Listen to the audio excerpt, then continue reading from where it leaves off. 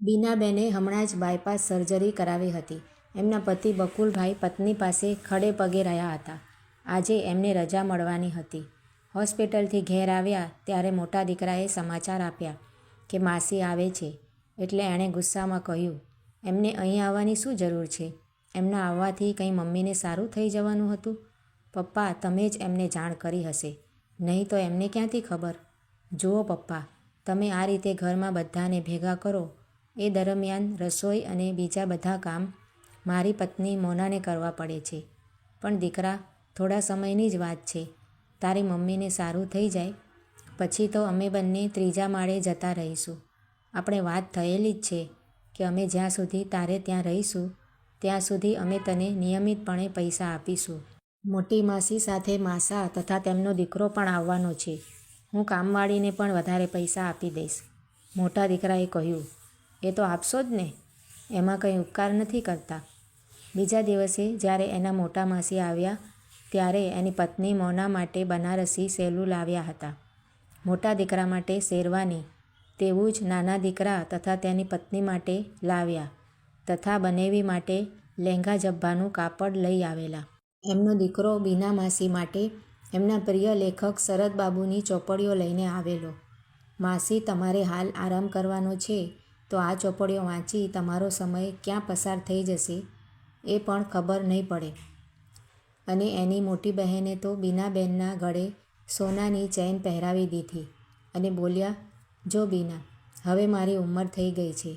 હવે ફરી આપણે આ જન્મમાં મળી શકીશું કે કેમ એ પણ ખબર નથી. બનારસથી અમદાવાદ પ્લેનમાં આવી તો પણ થાકી ગઈ, પણ તારા વિશે જાણ્યું ત્યારે મારો જીવ બળતો હતો. બીના, હવે આપણે મા બાપ તો છે નહીં, પરંતુ મોટી બહેન અને બનેવી મા બાપની જગ્યાએ હોય છે. બીનાએ કહ્યું, મોટી બહેન, તમારી વાત સાચી છે. તમે આવીને મારા માથે હાથ ફેરવ્યો ત્યારે મને લાગ્યું કે મારો રોગ ભાગી ગયો છે. બીજે દિવસે સવારે માસીનો દીકરો ઉઠીને પહેલાં એના મા બાપને તથા માસા માસીને પગે લાગ્યો. માસીએ આટલું બધું આપ્યું હતું એટલે નાની વહુ પણ નીચે આવી ગઈ, કારણ કે બીનાબેનની બંને વહુઓને દંભ કરવો હતો કે અમે બધા ભેગા જ રહીએ છીએ. માસીના દીકરાને બહાર ખરીદી કરવા જવું હતું તો બીનાના બંને દીકરાઓ એની જોડે જવા તૈયાર થયા. જતાં પહેલાં એમના દીકરાએ પૂછી લીધું કે મમ્મી, બનારસમાં કોને માટે શું શું લાવવું છે એની યાદી મને આપી દો. દીકરા, તને જે યોગ્ય લાગે તે આપણા પાડોશીઓ માટે લઈ લેજે. ત્યારબાદ એણે માસીને પણ પૂછી લીધું કે માસી, તમારે બજારમાંથી કંઈ લાવવું છે? એટલું જ નહીં, પરંતુ ઘરની બહાર નીકળતી વખતે એ બધા વડીલોને પગે લાગીને નીકળ્યો. બીનાના બંને છોકરાઓ તો ક્યારેય મા બાપને પગે લાગતા જ ન હતા. બહાર જતી વખતે પણ મા બાપને પૂછતા ન હતા કે તમારે કંઈ લાવવું છે? એ તો ઠીક, પરંતુ જ્યારે એમના પપ્પા લાકડી લઈને વહેલી સવારે દૂધ લેવા જતા હોય તો પણ કોઈ દીકરો કે વહુઓ કહેતા નહીં કે અમે લઈ આવીશું. માસાના દીકરાને બધી જ ખબર પડી ગઈ હતી કે એના માસા માસી એકલા જ ત્રીજા માળે રહે છે. બંને ભાઈઓ પણ જુદા રહે છે. જો કે દરેક જણ બાજુમાં આવેલ ગણેશ મંદિરમાં દર્શન કરવા જતા હતા.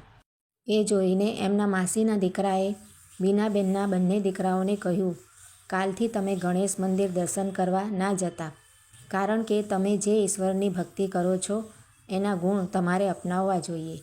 ગણેશજી તો માનતા હતા કે આખી દુનિયાની પ્રદક્ષિણા તો મા બાપની પ્રદક્ષિણા બરાબર છે. મેં અહીં આવતાની સાથે જ જોઈ લીધું હતું કે તમે તમારા મા બાપને તરછોડો છો અને એમની સાથે કેવો વ્યવહાર કરો છો.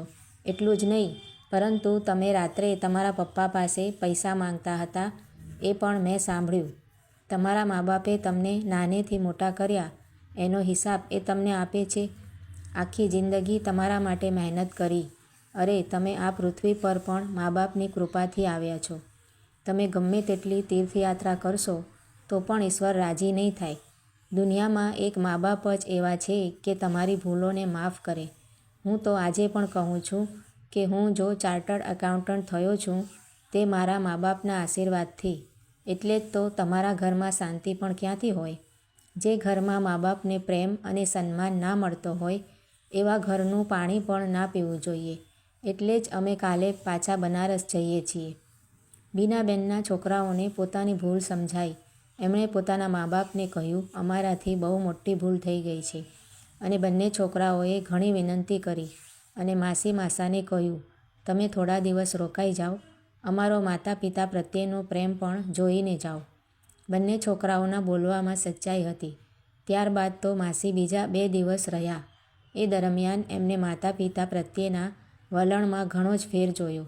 ખરેખર એ લોકો જાણે સમજી ગયા હતા કે 64 તીરથ માતા પિતાના ચરણોમાં જ છે. મિત્રો, આ વાર્તા તમને કેવી લાગી છે તે કમેન્ટ કરીને જરૂરથી જણાવજો.